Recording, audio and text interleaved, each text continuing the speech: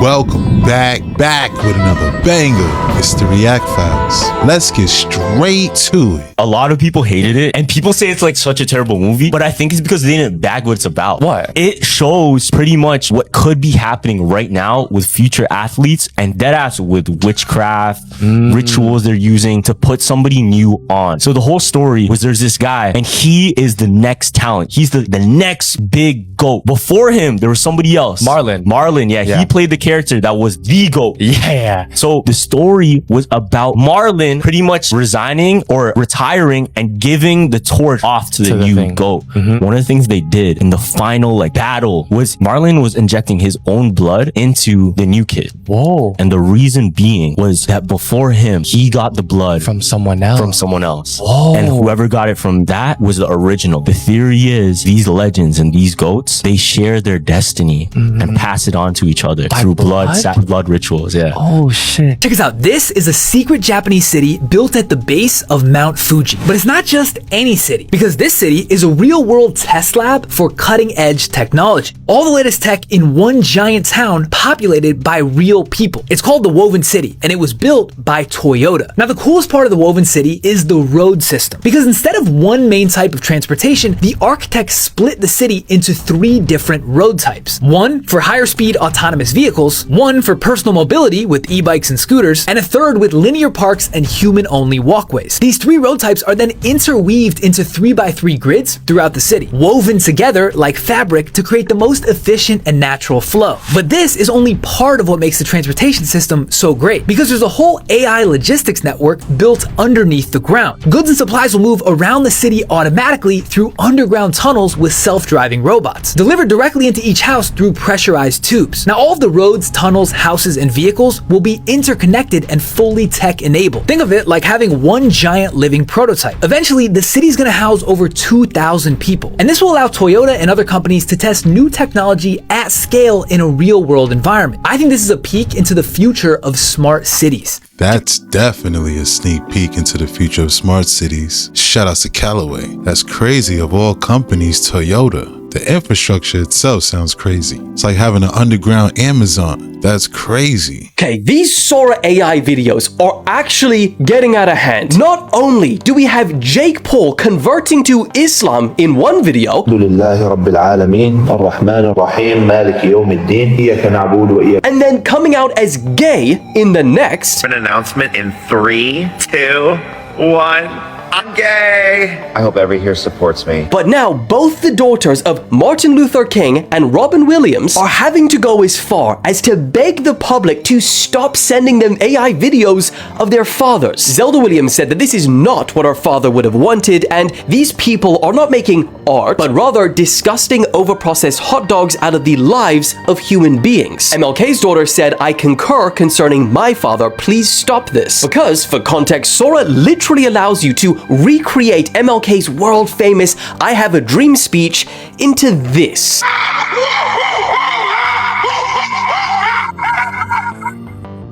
But it doesn't stop there, because this week major content creators now also speaking out against AI and Sora. Mr. Beast said that these were scary times and expressed concern on how this would impact millions of creators. Casey Neistat said, "My analysis, we are so completely and the YouTube channel Kyrgyzstan, in a nutshell, that has almost 25 million subscribers, they posted a video last night titled "AI Slop is Killing Our Channel." But where does this even end? I mean, Casey Neistat asked his own team if they would get sick of it, and they said this. But you don't think people are gonna get sick of the fact that it's AI? No. What does this say for the future? It's over. Yeah, it's over. Some people say it's a good thing, that it democratizes creativity, similar to how social media democratized entertainment and gave the power to the individual so that they can one day compete with the likes of Hollywood. But others, like Robin Williams' daughter, say stop calling it the future. AI is just badly recycling and regurgitating the past to be reconsumed. You are taking in the human centipede of content, and from the very, very end of the line, all while the folks at the front laugh and laugh, consume and consume. So the question is, chat, are we cooked? Hell no. It's fun and I'm having a blast. Now, I don't condone Martin Luther King dancing around like a monkey, but I'm sure there's other creative ways you can extract the art out of the technology. Shout out to Dylan Page. In the next 12 months, everything you know about movies and media is going to change. You will no longer need a camera, you won't need actors, you won't even need any money. You can describe it, you can make it. And that means Hollywood's monopoly on imagination is about to change. And they know this, they're preparing for it. Lionsgate just partnered with Runway AI. Disney has over 50 researchers rewriting productions with AI tools. Warner Brothers already uses algorithms to decide what actors get hired. And Netflix tested AI in its short film The Dog and the Boy with great success. We're even seeing new studios like Staircase that are producing feature-length films with AI right now. Deep Dub can translate voices across languages with perfect lip sync. You would never know. And text-to-video models like Veo and Sora 2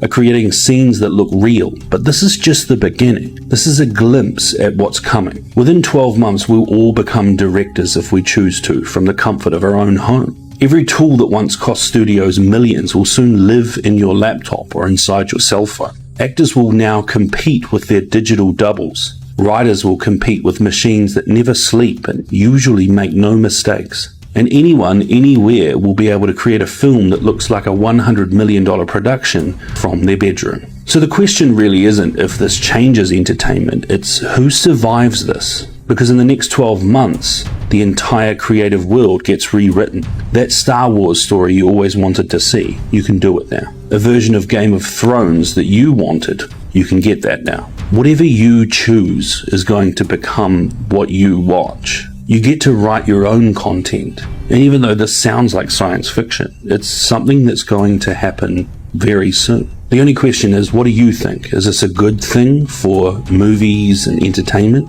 Or is this a disaster waiting to happen? You're the director now. Shout out to Jake vs. the State. It's all good. Even the big companies are partnering. They'll just have access to do longer projects as opposed to 10-second shorts.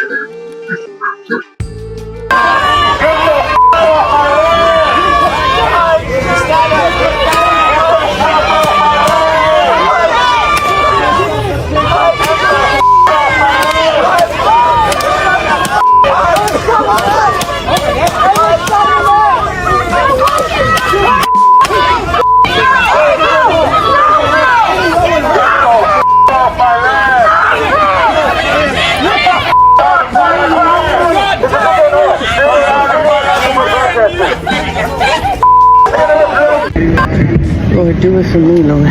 And once again, ladies and gentlemen, as the captain just stated, our customs is holding us here on the plane because they do not have enough staff to process the people on this aircraft. So we all have to remain here until they let us know that we can get off. So please get comfortable because honestly, we don't know how long we're going to be here. If you could go ahead and place your bags back into the overhead bins, we would appreciate that. So any customers that need to use the restroom can get to it in a easy manner.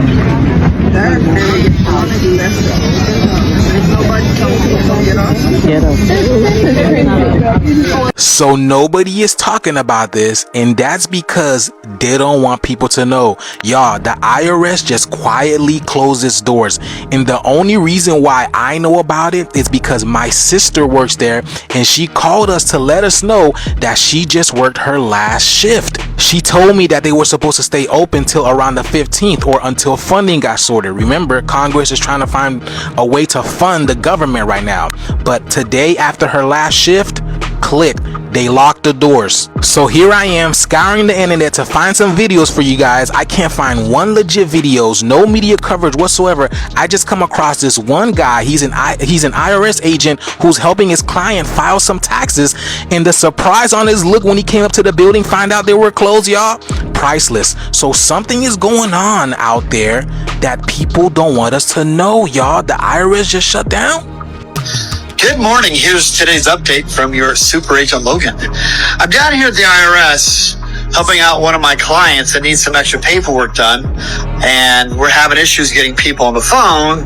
I know the IRS was open yesterday if she came down in person, but as of today, at 5 a.m. this morning, the IRS is officially closed. So if you have any transactions that you're working with the IRS on, or if you have any personal things you're working with on the IRS, they are closed. So be patient as the government figures out what they're going to do and opens back up. Now, I don't know what's going on out there, but all of these major hands of the government shutting down the same time that the government is shutting down and they can't figure out what's going on, y'all, something big is around the corner. And then I just found out that there's a lot going on in Washington, D.C. that people aren't speaking of as well. I'm gonna come back and do another video on that. But did y'all know this, y'all?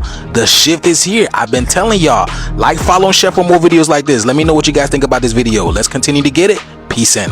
Is this true? Can anybody validate this? If so, this is crazy, and it might be deeper than what we see on the surface. Shout out to Conscious Juice. Yeah, this is eye-opening for real. All right, so I actually got a hold of some people at the PBI airport and got some answers on this interesting status update that's been starting to go viral today. I've had a lot of people send it to me. Thankfully, people were available at midnight. Enjoy.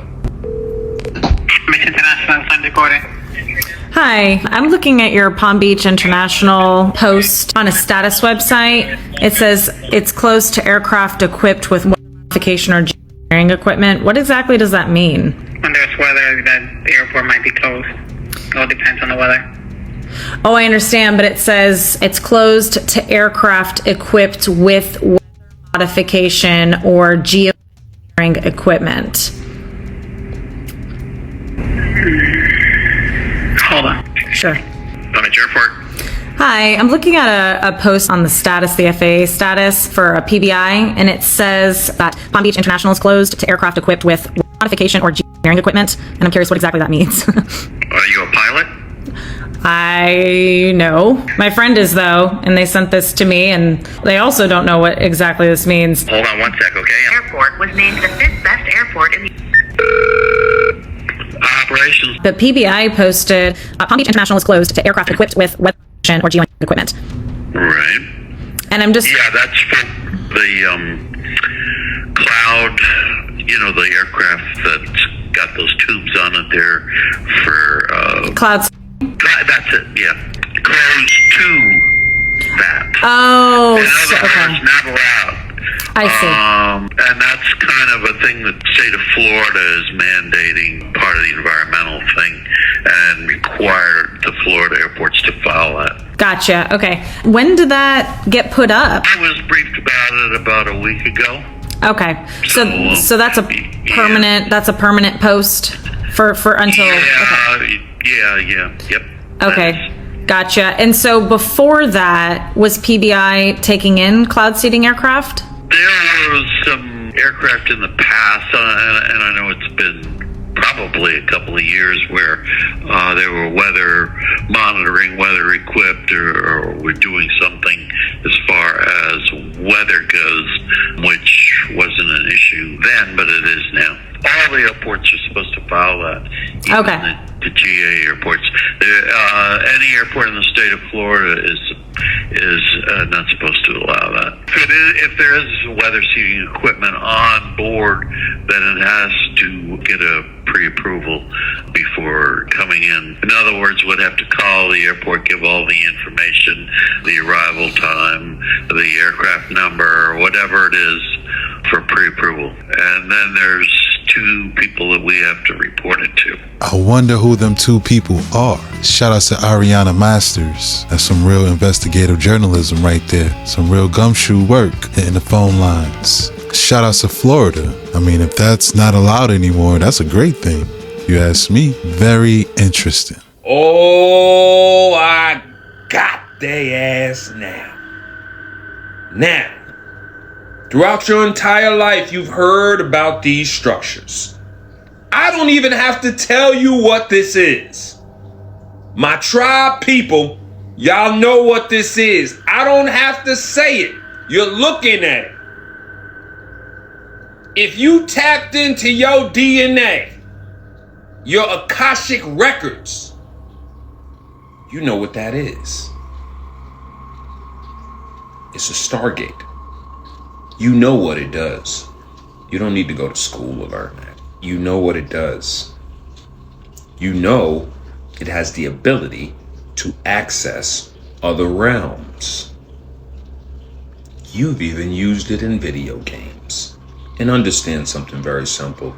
They're not that crafty and they're not that creative to create something out of fiction, out of nothing. And if you follow me, you're going to realize that everything they're telling you is fiction is very much real. And oh boy, wait till you get to the end of this video.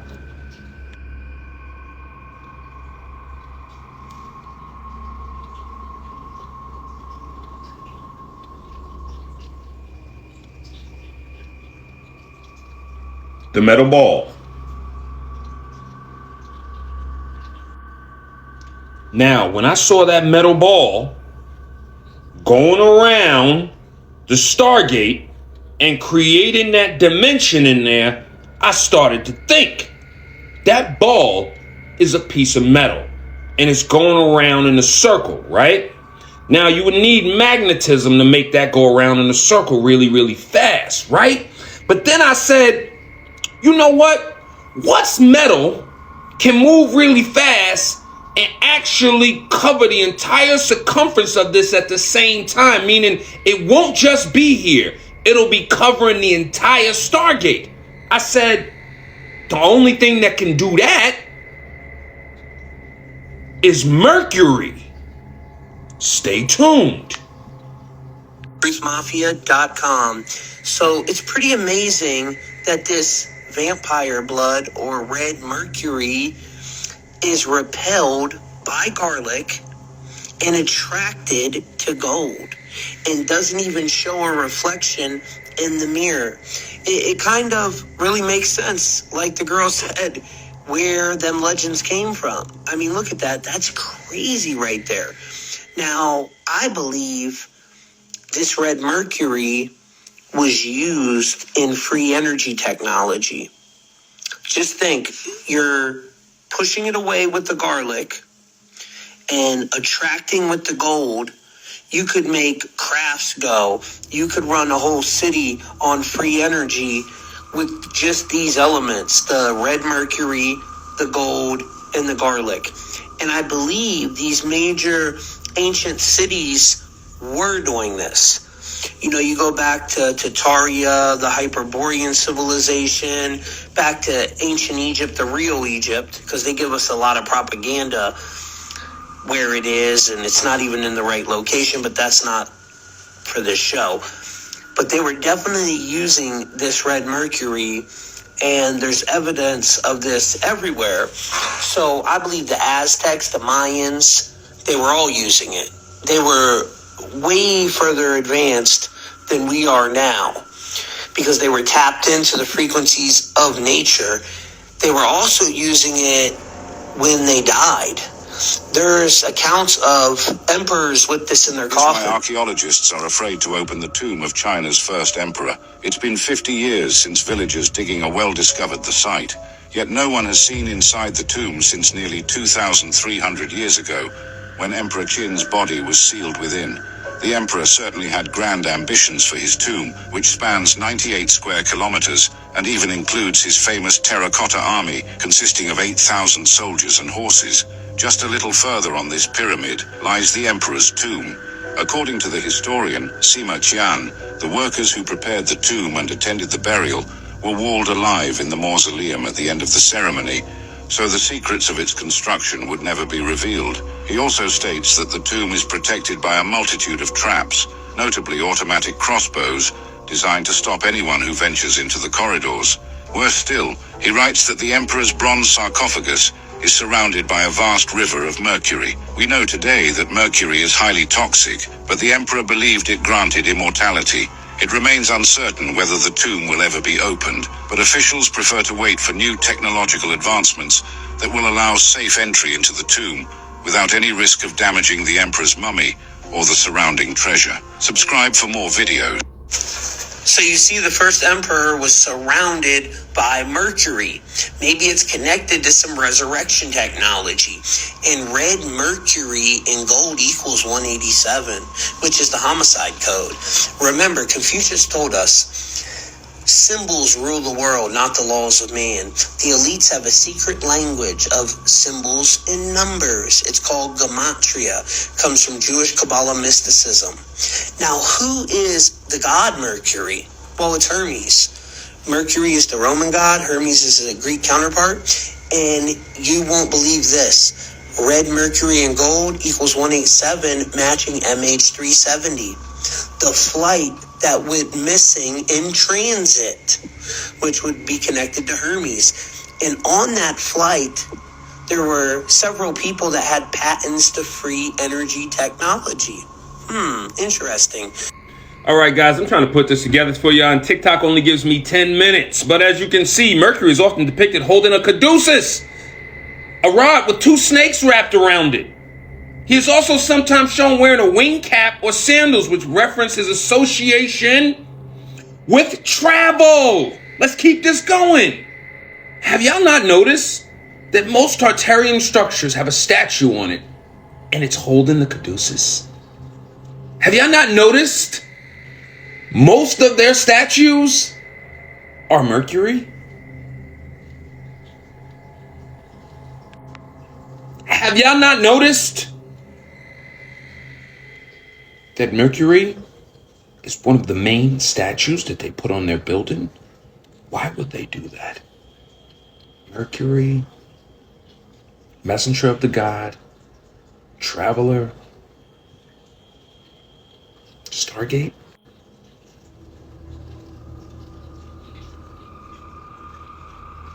I think Mercury has something to do with the Stargate and us traveling in between dimensions. Oh, I'm not done yet. What exactly is the stuff in the middle of the Stargate? I'm not going to answer this question. I just gave y'all class. Y'all know what's in the middle of the Stargate.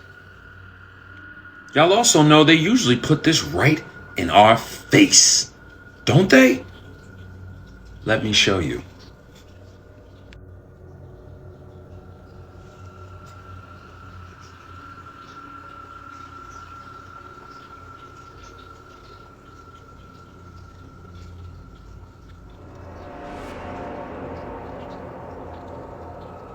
They put it right in your face.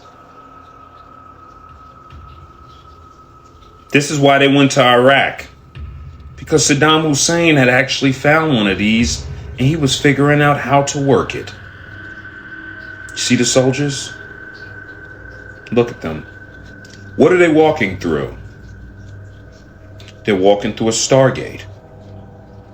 What's helping them get to the other side? Mercury.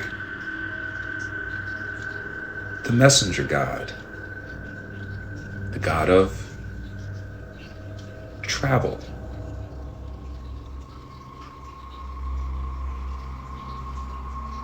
I can't spell this out any better for you.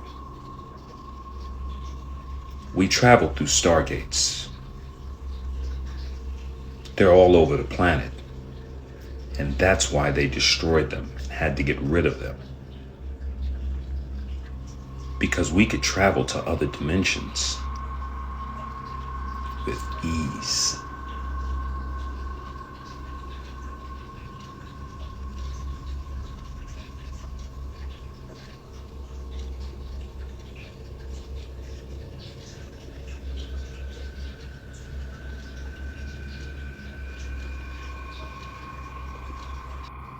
This is how our ancestors traveled. Understand? By Mercury. Peace.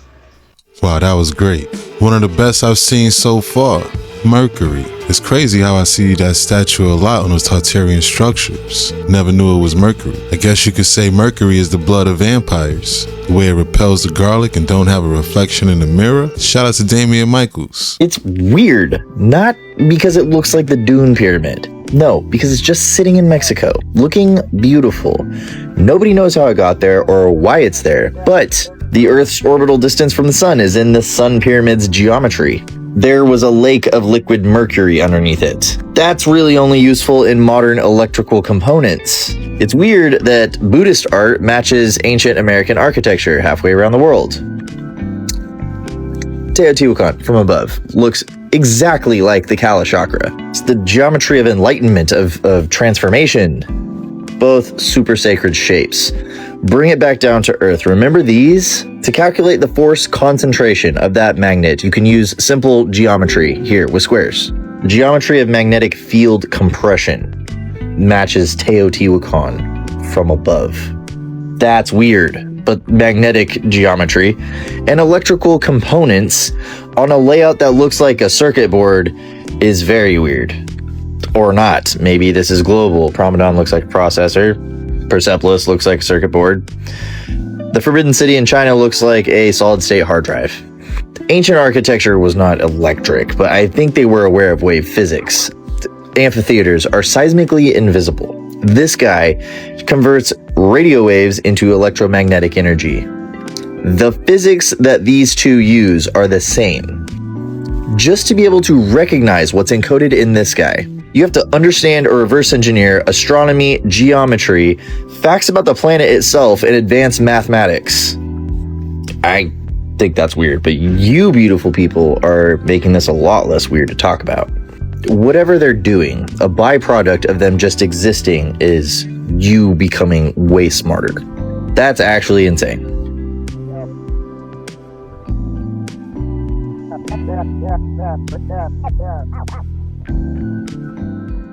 Insane, I do agree. Are we living on a motherboard? But yo, did he say Burry surrounded by Mercury? Very interesting. That brought me back to Damian Michaels. Charlie texted a bunch of friends saying that they were going to unalive him, allegedly, and who is they? And this was right after a Zoom meeting that we will corroborate in a second. And yeah, we'll get to this right here in 1 second. And we'll also get into the unalive switch and threats to other people as well from, again, somebody. And then we're supposed to believe that he had that dramatic switch. So he went from, I'm done, to like, hey, love ya, how can I be of more service to you? And then in that exact same day, he was texting people saying they are going to kill me.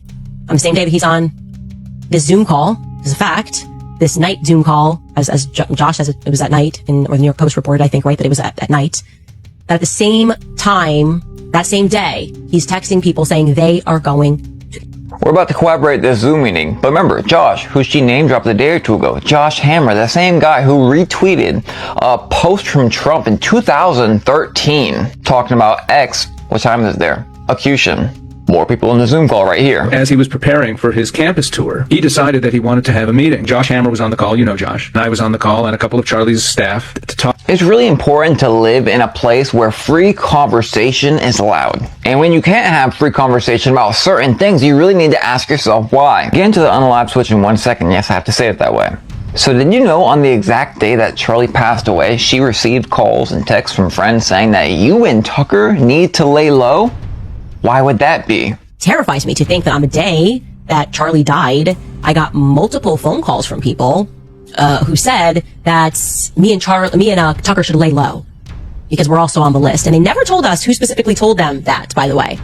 Now I'm wondering why they never told us who specifically told them that. I called Tucker, I'm like, are you hearing the same thing I'm hearing? They're saying that we're next. And now I go, was that supposed to be a threat? See, I ask on behalf of everybody, who is they and why? Is this why she felt the need to make an unalive switch? Which, for those who don't know, it's when they collect all these documents, texts, whatever kind of evidence they want, and they give to a few sources. If anything happens to the people, all the other people who have the sources will drop it. Appy, a lot of other people have had these kind of switches before, and it's the main reason we have a lot of the information that we have right now. And you really need to watch my last 8-minute video to understand this one. Anyways, I'm a 90s baby, and I remember this all too well with Bush.